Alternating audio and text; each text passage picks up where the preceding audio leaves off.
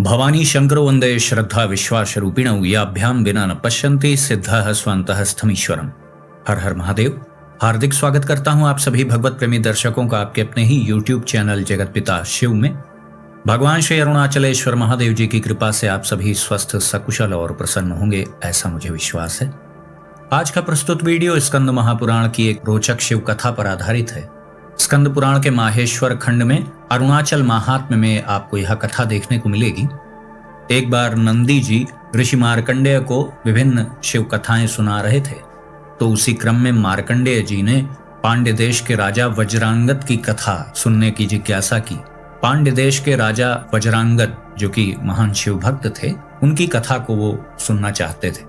तो नंदिकेश्वर जी बोलते हैं, हे मुने, पांड्य देश में वज्रांगद नाम से प्रसिद्ध एक राजा हुए थे। वे बड़े धर्मात्मा, न्यायवेत्ता, शिव पूजा परायण, जितेंद्रिय, गंभीर, उदार, क्षमाशील, शांत, बुद्धिमान, एक पत्नी व्रती और पुण्यात्मा थे।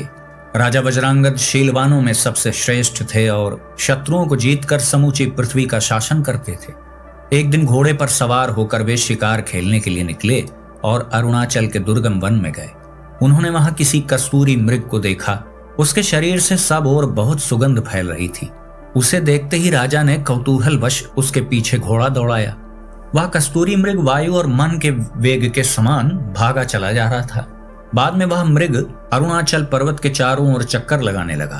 तब बहुत अधिक परिश्रम होने के कारण राजा कांतिहीन होकर घोड़े से गिर पड़े। उस समय मध्याह्नकालीन सूर्य के प्रखर ताप से उन्हें अत्यंत पीड़ा हुई। घोड़े से गिर जाने के कारण उन्हें बिल्कुल चक्कर जैसा आ गया। वो अपनी सुध-बुध खो बैठे।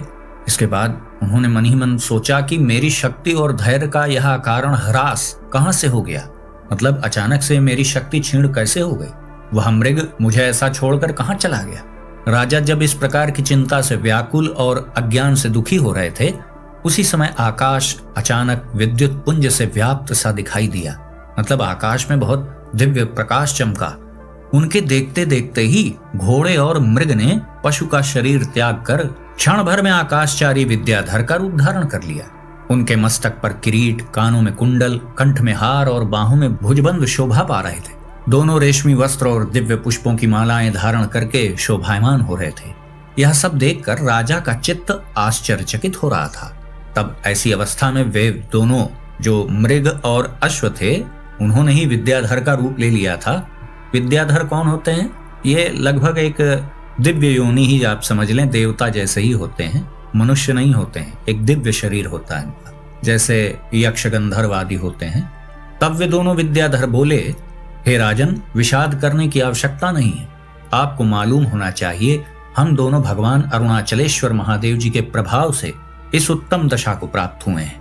मतलब राजा आश्चर्यचकित हो रहा था कि वह मृग जिसका शिकार करने के लिए घोड़े पर बैठकर वह भाग रहा था, वह मृग और वह अश्व दो के दोनों ही विद्याधर दिव्य देवता जैसे स्वरूप में आ गए।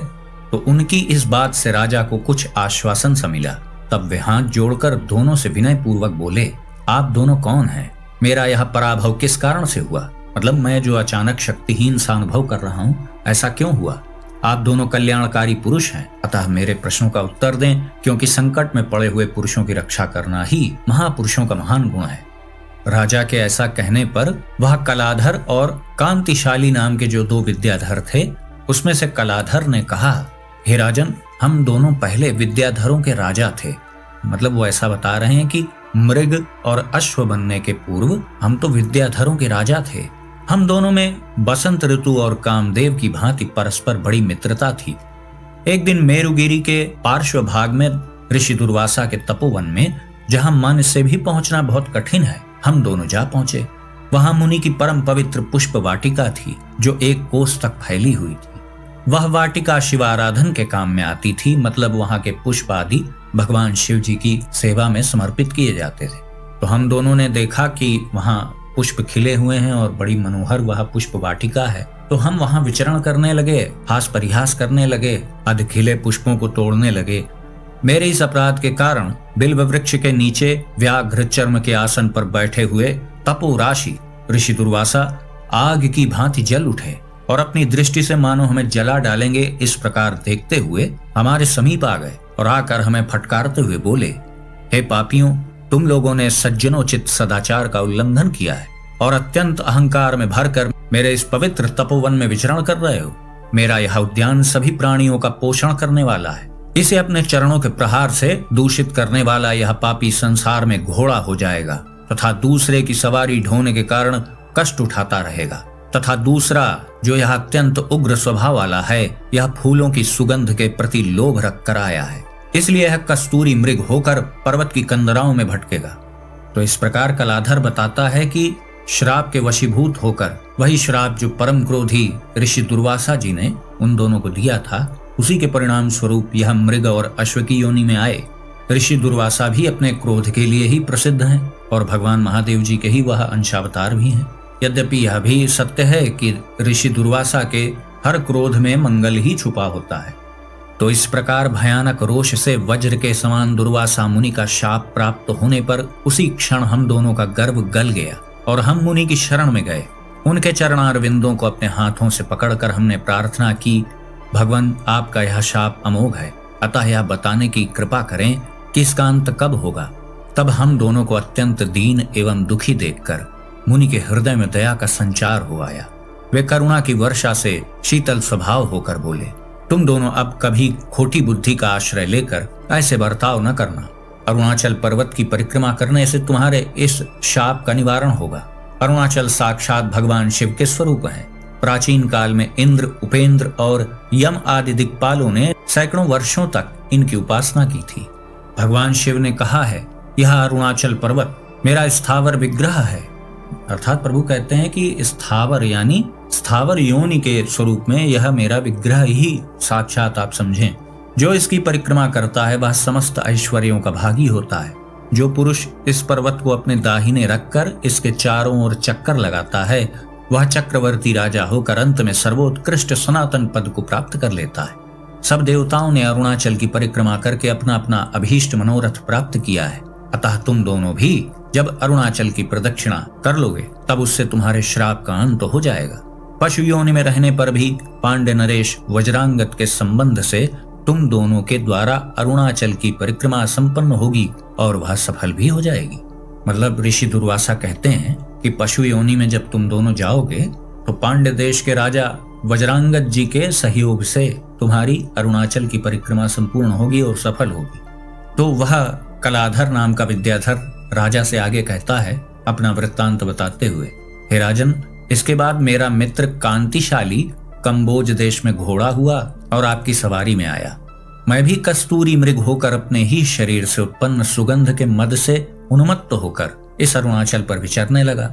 हे धर्मात्मन, आपने मृगया यानी शिकार के बहाने इस समय यहाँ आकर हम दोनों से अरुणाचल नाथ की परिक्रमा करवा दी। मतलब ऐसा संयोग बन गया ना, मृग बचने के लिए भागने लगा और राजा भी उसी अश्व पर यानी घोड़े पर सवार होकर के उस मृग का पीछा कर रहे थे।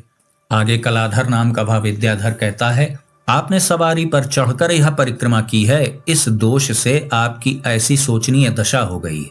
वो राजा ने प्रश्न किया था ना कि मैं अचानक से अपने को बलहीन क्यों अनुभव कर रहा हूँ, तो कलाधर उसी का उत्तर देता है, इसी दोष के कारण, क्योंकि आपने सवारी पर बैठ करके परिक्रमा की, इस दोष के कारण आपकी ऐसी दशा हो गई। हम दोनों ने पैदल चलने के पुण्य से अपने पूर्व पद को प्राप्त किया, क्योंकि उसी से उनका श्राप भंग हो गया। तो एक जो मृग था और एक जो अश्व था, वो दोनों अपनी वास्तविक योनि विद्याधर की योनि में पहुंच गए। उनका शरीर दिव्य देवताओं के जैसा हो गया। हे महाराज, आपके ही संबंध से हम इस पशु योनि के बंधन से छूटकर अपने धाम को प्राप्त हुए, इसलिए आपका सदा ही कल्याण हो। ऐसा कहकर कलाधर अपने मित्र कांतिशाली के साथ जब अपने धाम को जाने लगा, तब राजा ने हाथ जोड़कर कहा, आप दोनों तो अरुणाचल रूपी भगवान शंकर के प्रभाव से श्राप रूपी समुद्र के पार हो पुनः अपने पद को प्राप्त हो गए, परंतु मेरा चित्त भ्रांत सा हो रहा है। मेरे नेत्र अंधे से हो गए हैं और ऐसा जान पड़ता है मानो मेरे प्राण निकले जा रहे हैं। कलाधर ने कहा, हे राजन, मैं तुमसे तुम्हारे हित के लिए जो भी कहता हूं उसे निश्चिंत तथा एकाग्रचित्त होकर सुनो। संसार की सृष्टि, पालन और संहार करने वाले भगवान महेश्वर के स्वरूप भूत अरुणाचल नाथ करुणा के सागर हैं। तुम इन्हीं में अपना मन लगाओ। आगे कलाधर कहता है कि इनकी महिमा तो तुमने स्वयं अपने आंखों से अभी देख ली है। इनकी ही कृपा से, इनकी ही परिक्रमा करने मात्र से हम पुनः अपनी पूर्व की योनि में पहुंच गए। पशु योनि से हम मुक्त हो गए। तो तुमने तो साक्षात इनकी महिमा को अपनी आंखों से देख लिया। तुम भी पैदल चलकर भगवान अरुणाचल की परिक्रमा करो। इन्हें कस्तूरी की गंध बहुत प्रिय है, इसलिए कस्तूरी मिश्रित चंदन और कचनार के फूलों से तुम इनकी पूजा करो। अपनी संपत्ति प्रभु की सेवा में लगा डालो, इससे शीघ्र ही तुम्हें बहुत बड़ी सिद्धि प्राप्त होगी।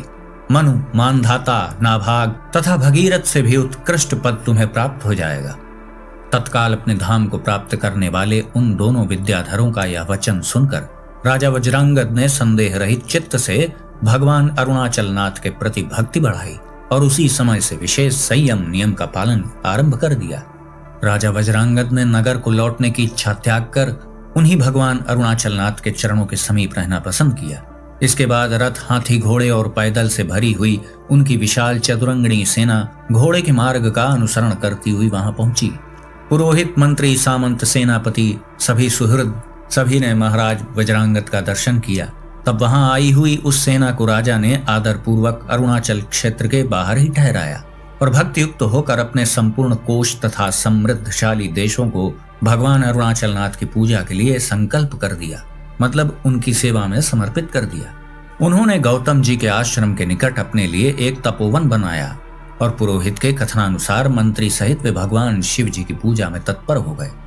अपने पद पर उन्होंने राजकुमार रत्नांगद को बैठा दिया और उसके भेजे हुए धन से भी भगवान अरुणाचल नाथ को ही तृप्त किया। राजा ने अरुणाचल के चारों ओर जल से भरे हुए जलाशय खुदवाए और वहां बहुत प्रकार के दान दिए। अग्नि स्तंभ रूपी अरुणाचल नाथ के तेज से यद्यपि वह देश मरुभूमि की भांति निर्जल सा हो गया था, तथापि वहां राजा वज्रांगद ने सैकड़ों बावलियों का निर्माण कराया। तो इस प्रकार से राजा वज्रांगद ने विभिन्न प्रकार से प्रभु की सेवा की। प्रत्येक मास में राजा ध्वजारोहण पूर्वक तीर्थोत्सव आदि का प्रबंध करते थे तथा रथ पर भगवान की सवारी निकालते थे। उस समय रथारोहण का बड़ा भारी उत्सव मनाया जाता था। वह उत्सव तीनों लोकों में विशेष सम्मानित है। 3 योजन तक फैले हुए अरुणाचल की राजा वज्रांगद 3 परिक्रमा प्रतिदिन करते थे।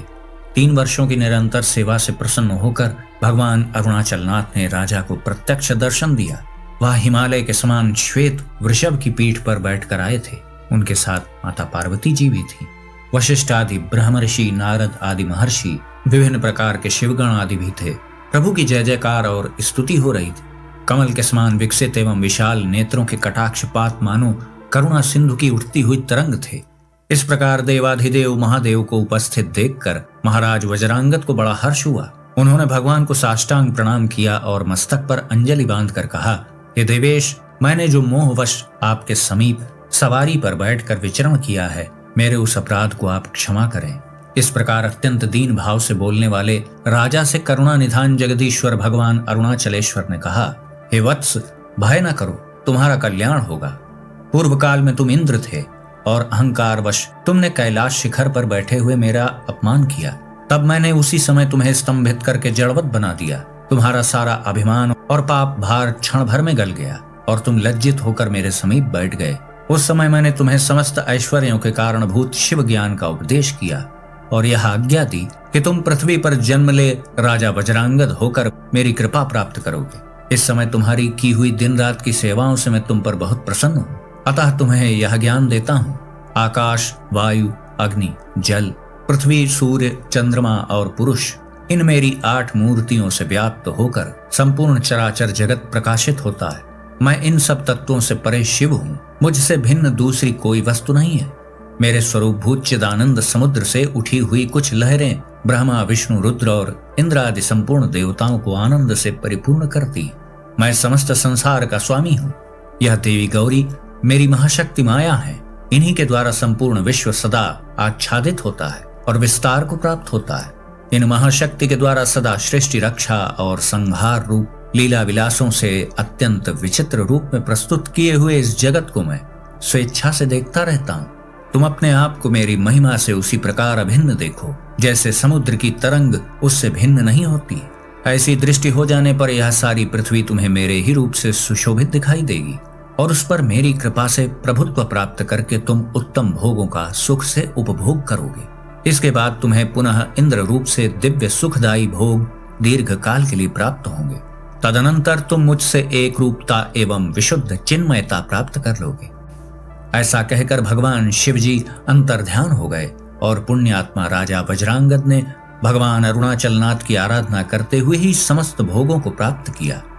इसके बाद ऋषि मार्कंडेय को कथा सुनाते हुए नंदिकेश्वर जी कहते हैं, हे मुने, इस प्रकार तुमसे शिव भक्त की उन्नति का वृत्तांत, अरुणाचल की प्रदक्षिणा का फल तथा सदाचार का अक्षय परिणाम बताया गया। अरुणाचल से बढ़कर दूसरा क्षेत्र नहीं है, अरुणाचलेश्वर से बढ़कर और कोई देवता नहीं, अर्थात भगवान शिव जी का यहाँ वर्णन है। भगवान शिव से बढ़कर कोई देवता नहीं है तथा उनकी परिक्रमा से अधिक तीनों लोकों में दूसरा कोई तप नहीं है। नंदिकेश्वर जी के ऐसा कहने पर ऋषि मार्कंडेय जी के संपूर्ण अंगों में रोमांच हो गया। वे बार बार नेत्रों से अश्रु की वर्षा करते हुए अमृत के महासागर में निमग्न हो गए। तो इस प्रकार आपने इस कथा में भगवान अरुणाचलेश्वर महादेव की महिमा को जाना। भगवान अरुणाचल महादेव तमिलनाडु के तिरुवन्नामलाई में स्थित हैं। कार्तिकेय दीपम नाम का एक विशाल वार्षिकोत्सव यहाँ पर हर वर्ष नवंबर दिसंबर के महीने में मनाया जाता है। 10 दिनों का यह महाउत्सव होता है, जिसके दौरान अरुणाचल पर्वत पर एक विशाल काय दीप प्रज्वलित किया जाता है, जो भगवान के अग्नि लिंग का प्रतीक माना जाता है। इस विशाल काय दीपक को प्रज्वलित करने में बहुत ढेर सारा घी और बहुत लंबे कपड़े की बत्ती लगाई जाती है। इस महादीपक का प्रकाश कई किलोमीटर दूर तक दिखाई देता है। यदि अरुणाचलेश्वर महादेव जी का दर्शन प्राप्त करने का कभी सुअवसर प्राप्त हो तो अवश्य ही आपको भी इसका लाभ उठाना चाहिए। गिरिवलम नाम की वहां पर एक परंपरा है, जिसके अंतर्गत उस पवित्र पर्वत की लोग परिक्रमा करते हैं। जैसा कि आपने इस कथा में जाना कि कैसे एक मृग, एक अश्व अरुणाचल पर्वत की परिक्रमा कर रहे थे। भूलवश हुई उस परिक्रमा के प्रभाव से वह दोनों पशु योनि से मुक्त हो गए। तो भगवान महादेव जी की ऐसी ही महिमा है, अपने प्रत्येक भक्त को स्मरण रखते हैं। तो भगवान अरुणाचलेश्वर महादेव की महिमा से ओतप्रोत इस वीडियो को हम यहीं विराम देते हैं। आशा करता हूं वीडियो आपको अच्छा लगा होगा। यदि वीडियो आपको पसंद आया तो इसे लाइक करें, अपने मित्रों बंधु बांधवों के साथ शेयर करें। यदि इस चैनल का वीडियो आप पहली बार देख रहे हैं तो कृपया इस चैनल को सब्सक्राइब करें। तो भगवान श्री अरुणाचलेश्वर महादेव जी से मैं ऐसी प्रार्थना करता हूं कि वो आप सभी को सदा सुखी, स्वस्थ और ऊर्जावान बनाए रखें। अगले वीडियो में मिलते हैं किसी नई जानकारी के साथ। तब तक के लिए आप सभी भगवत प्रेमी भक्तों को हर हर महादेव।